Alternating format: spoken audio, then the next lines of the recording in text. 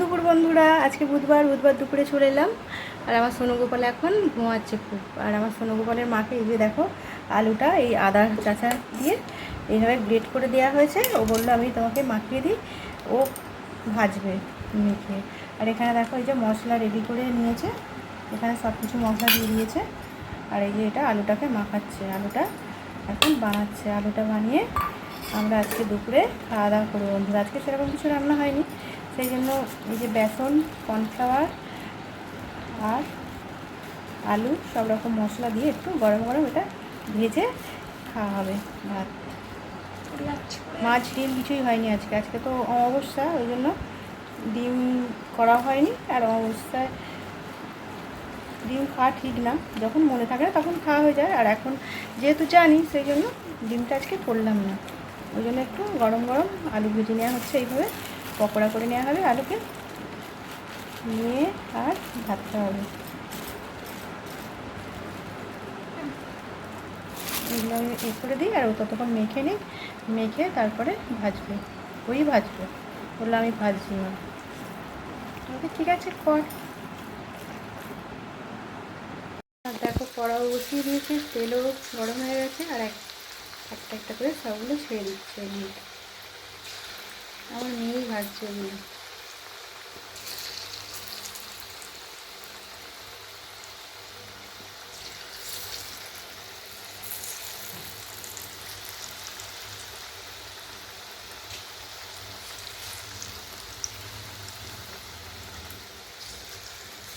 দেখো এগুলো দিয়েছিলো, এগুলো হয়ে গেছে। আলুর পকোড়া গরম গরম ভাতের সাথে তো দারুণ লাগবে খেতে। বাদ বাকি দিয়ে দেবে। দেখো কি সুন্দর হয়েছে, রাখো বন্ধুরা। এরকম তো আলুর পকোড়া তেলে ভাজা সুন্দরই দেখতে হয়, লাল লাল দারুণ দেখতে হয়েছে। আমি আগে টেস্ট করবো, বাদ বাকিগুলো ভেজে নেবে। আর ভাজা হয়ে যাবে, দেখো বাদ বাকিগুলো দিয়ে দিচ্ছে।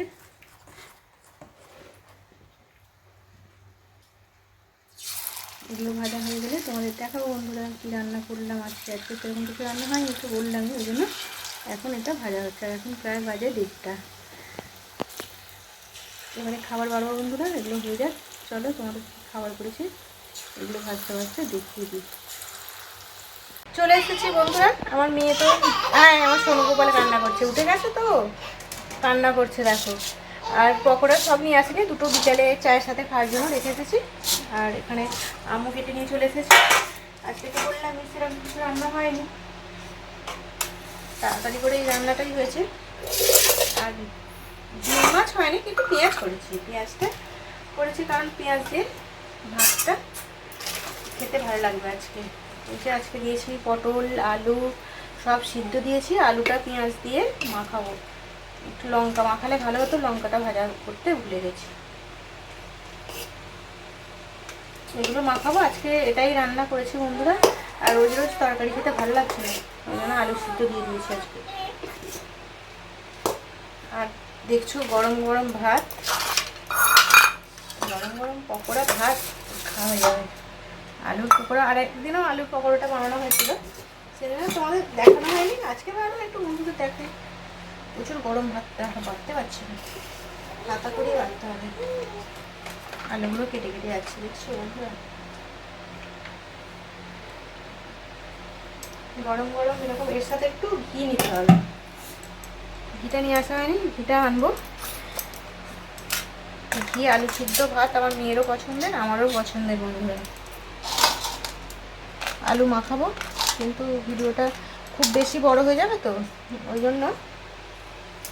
আর এই যে মায়েদের আমরা দিয়েছিল, আমরা ছিল, রোজ রোজ টক ডাল খেতে ভালো লাগে না।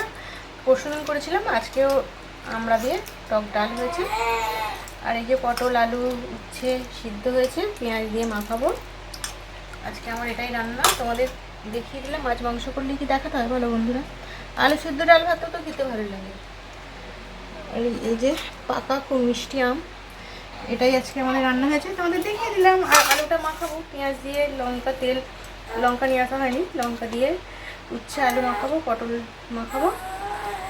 আজকের মতন আমার ভিডিওটা এখানেই রাখলাম বন্ধুরা। আর আমার সোনু গোপাল দেখছো জেগে আছে, শুনতে পাচ্ছ নিশ্চয়ই। আজকে আর দেখানো হলো না, আবার অন্য কোনো দিন দেখাবো। আজকের মতন ভিডিওটা রাখলাম বন্ধুরা, সবাই খুব খুব ভালো থেকো, টাটা।